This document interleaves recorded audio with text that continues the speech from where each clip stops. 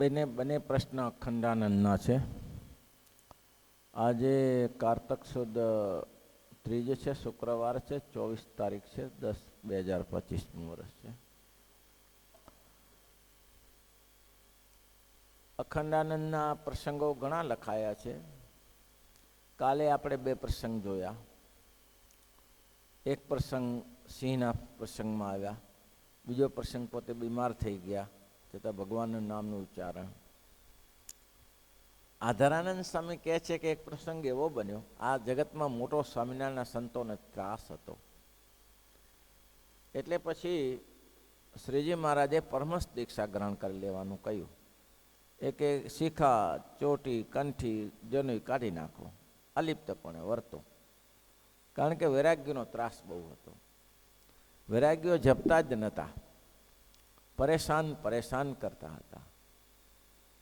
તે દરમિયાન વ્યાપકાનંદ સ્વામીના મંડળમાં આમાં નિષ્કુળાનંદ સ્વામી પણ સાથે હતા, વ્યાપકાનંદ સ્વામી હતા, અદ્ભુતાનંદ સ્વામી, એવા મહાન સંતો બધા સાથે હતા.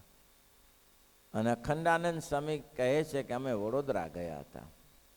સ્વામિનારાયણ ભગવાનની આજ્ઞા હતી. સ્વામિનારાયણ ભગવાન કેટલું કાર્ય ક્યાંથી કરે છે એ કોઈને કલ્પનામાં ના આવી શકે. હવે ત્યાં રોકાવાનું થયું, હવે રહેવાની જગ્યા ક્યાં રહેવાની? તો કે ત્યાં પુલ છે. વડોદરામાં એક પુલ હતો, વડોદરામાં પેસ્તા એક પુલ આવતો હતો, અને ત્યાં આજુબાજુ એક પટ્ટ જંગલ જેવું પડ્યું હતું, ખોલો પોત પડ્યો હતો. ત્યાં બધા સંતો રહ્યા. પણ નાગરા વૈરાગીને તો સ્વામિનારાયણનું નિકેતન જ કાઢવું હતું. કોઈ પણ રીતે કરીને આ સ્વામિનારાયણના સાધુ ના જોઈએ. હવે વડોદરામાં કમિશનર ત્યાં રહે એટલે બધા વૈરાગીઓ ત્યાં ગયા અને ત્યાં જઈને ફરિયાદ કરી કે પ્રભુ એક ધ્યાન રાખો, આ સ્વામિનારાયણના સાધુઓ છે તે પાખંડ ફેલાવે છે, ઢોંગ કરે છે, માટે એને અહીંથી કાઢો. નહીં તો કારણ કે જો એ રાખે ને એનું સારું દેખાય તો પહેલાંનું ખોટું થાય. જગતમાં હું ગમે તેમ વર્તું પણ પહેલો સારો વર્તે તો મારું કાંટ નીકળી જાય. લોકોને દરેકને પોતાની પડી છે કે અમારે દૂધપાકને માલપુઆ મળે છે એનું શું થાય, પછી આવા સાધુને જુએ તો થાય શું? હવે એ તો ચીપિયો રાખે, ત્રિશૂળ રાખે, ભલભલા હથિયારો રાખે, ગાંજો ને ભાંગ ફૂંકે. હવે આ સાધુ આ રીતના ને આ એક ભગવાનનું હરિસ્મરણની સાથે નામ લીધા કરે. અંગ્રેજ સરકારે એની અરજી નોંધી લીધી, નામ તો લખ્યું નથી આ જગ્યાએ. આધારાનંદ સ્વામી બહુ વિસ્તારથી વાત લખી છે કે ત્યાં અંદાજે 2 થી 2.5 મહિના જેવો ટાઈમ સંતોએ લીધો. ખાવાનું કાંઈ નહીં, ખાવાનું શું મળે? બસ તે ભજન કરે બેસીને, નદી વહેતીથી પાણીમાં સ્નાન વિધિ કરે, જે મળે તે ચલાવી લે, ગામમાંથી ભિક્ષાવૃત્તિ માગે જેટલી મળે. ત્યારે તો શું વડોદરા શહેરની પોઝિશન હોય. આમ એને ચલાવ્યું આ રીતે.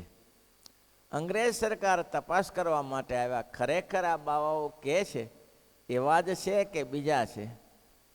એટલે અંગ્રેજ સરકારે આવીને જોયું. આ પંજાબના હતા. કોણ? અખંડાનંદ. એટલે હિન્દી ભાષામાં નિષ્ણાત હતા અને અંગ્રેજ સરકાર પાસે હિન્દી દુભાષિયા ઘણાય હતા. અને અંગ્રેજ સરકાર પણ ભારતની ભાષા હિન્દીને સારી રીતે જાણતા હતા, કારણ કે આ લોકો નિષ્ણાત હોય છે એકબીજાની ભાષાને જાણવામાં. એને કહી દેવું કે તમે આ ભાષા શીખી લેવી પડશે. એટલે હિન્દી ભાષા, ગુજરાતી તો કદાચ અમુક જગ્યાએ હોય ને અમુક જગ્યાએ ન હોય, પણ ભારતની ભાષા હિન્દી હતી. તો હિન્દી ભાષા તો સૌ કોઈ જાણે.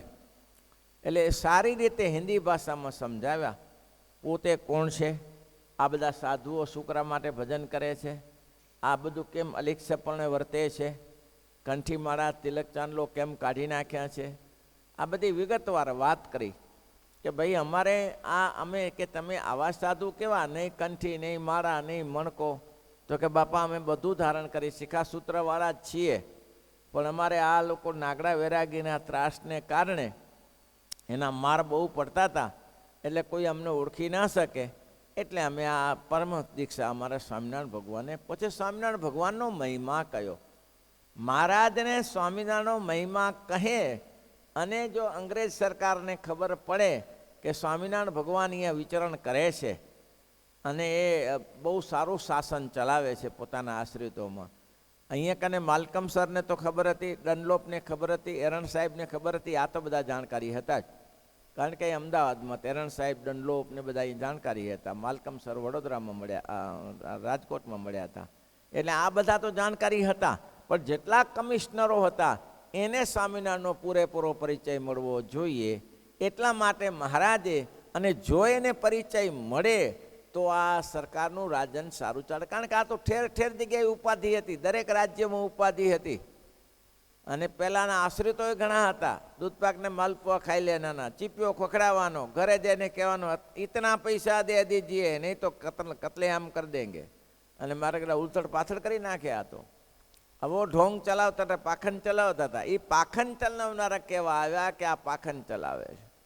અંગ્રેજ સરકાર સામાન્ય નહોતો, અને ત્યારે મહારાજે એને શાસન સાથ આપ્યો હશે, સામાન્ય નહીં હોય. મહારાજ કે હવે આના સિવાય બીજો આ ભારતને કોઈ સારે રસ્તે લાવનાર છે નહીં.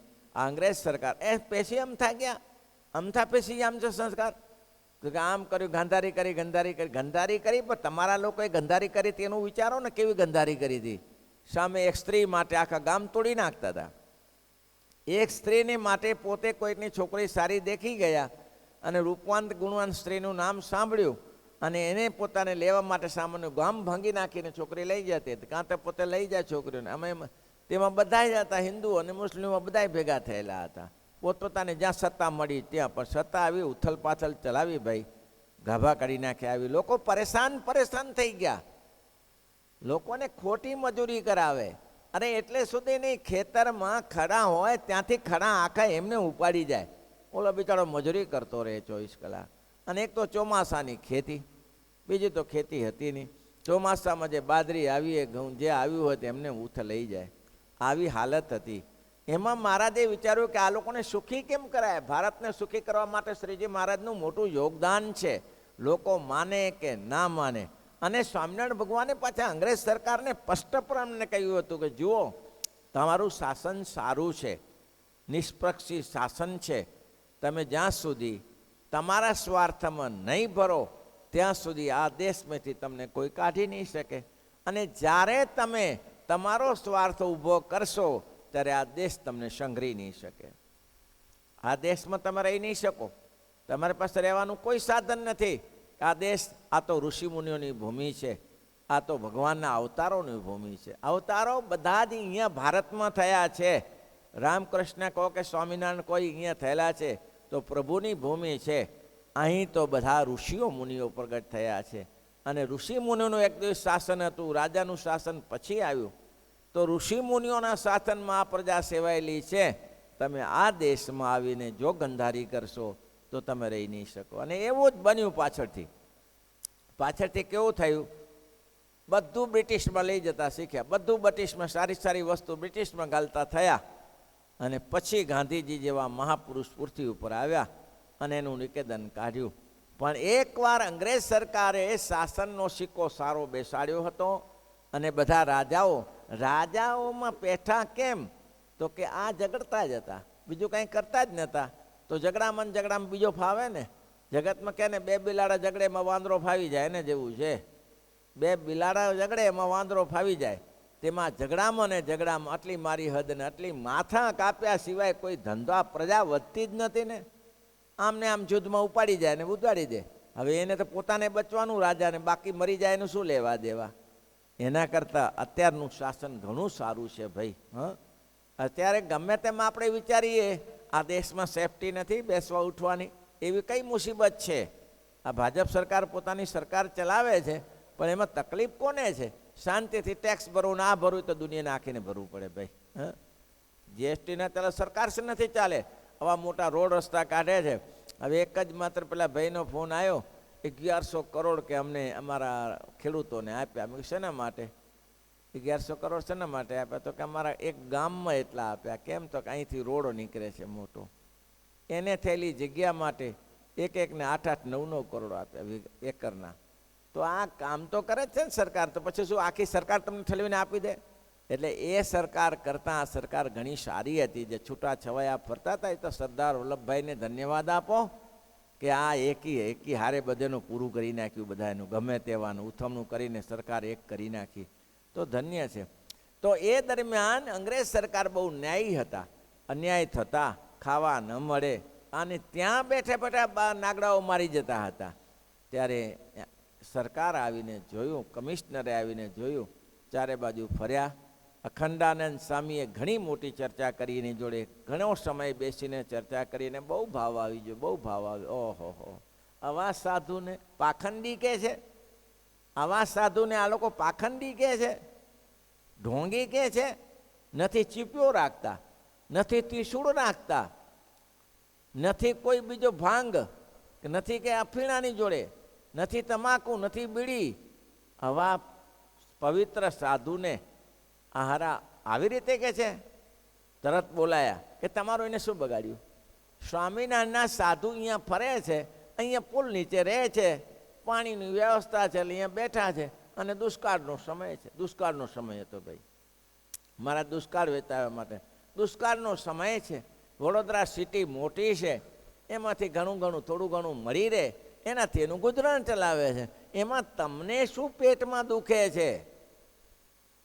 તમને શું પેટમાં દુખે છે?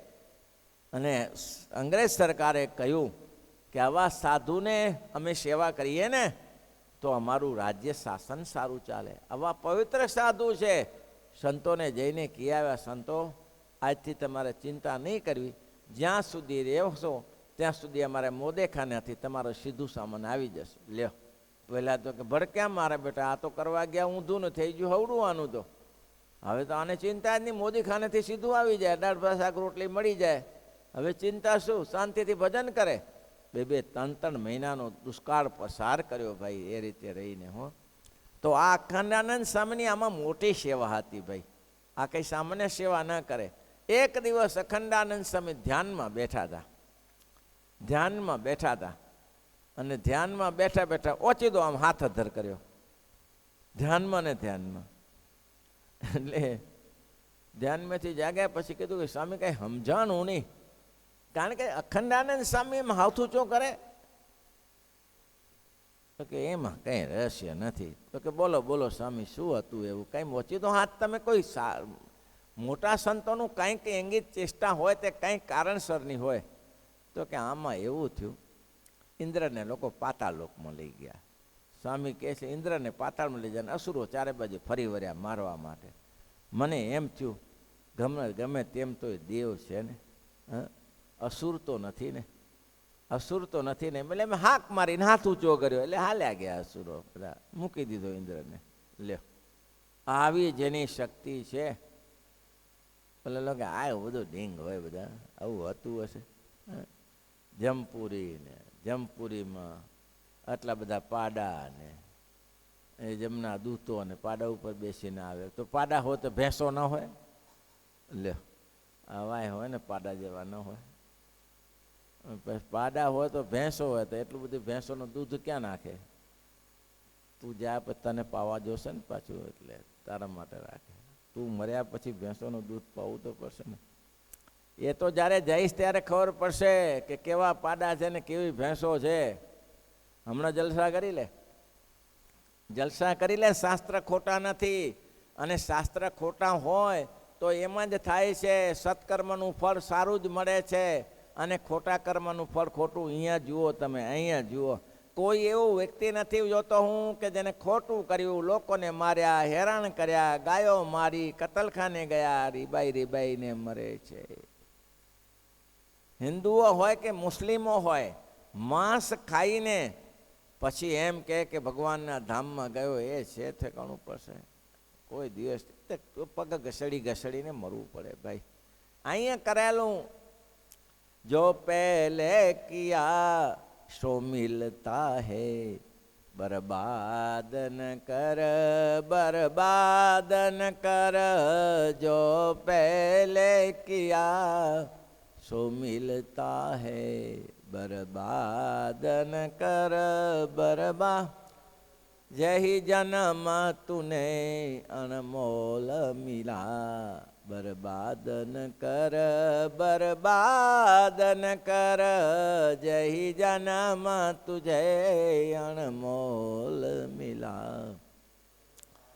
धन कर बर्बाद न कर, जो पहले किया सो मिलता है, तुम खेदन कर तुम खेदन कर, जो पहले पिया है सो मिलता है, तुम खेदन कर तुम खेदन. ખેદ કરવાની છે જરૂર છે, ધોખો કરવાની છે જરૂર છે, કરેલું મળે છે.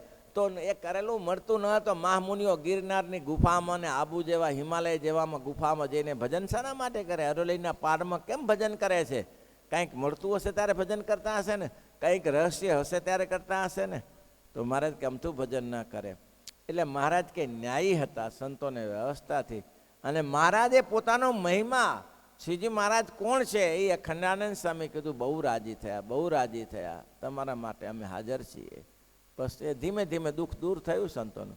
એને અખંડાનંદ સ્વામી પ્રશ્ન પૂછ્યો, અનંત કોટી બ્રહ્માંડ છે, તે બ્રહ્માંડને વિશે જેવી આ બ્રહ્માંડમાં વર્તમાન કાળે ભગવાનની મૂર્તિ છે, આ ભગવાન સ્વામિનારાયણ વિતરણ કરે, 2 હાથ ને 2 પગ, અને એ મુખારવિંદથી હાસ્ય કરતા, તેરી મુસ્કનીમાં મન લાગી રહ્યો રે, તેરી મુસ્કનીમાં મન લાગી રહ્યો, બિસરત નહીં ઘનશ્યામ પ્રિયા, બિસરત નહીં ઘનશ્યામ પ્રિયા, તેરી મુસ્કની મેં લાગી રહ્યો રે, મુસ્કની બંક બિલોકીની બિરખી, મુસ્કની બંક બિલોકીની નિરખી, હરે પ્રિયા નિત નિત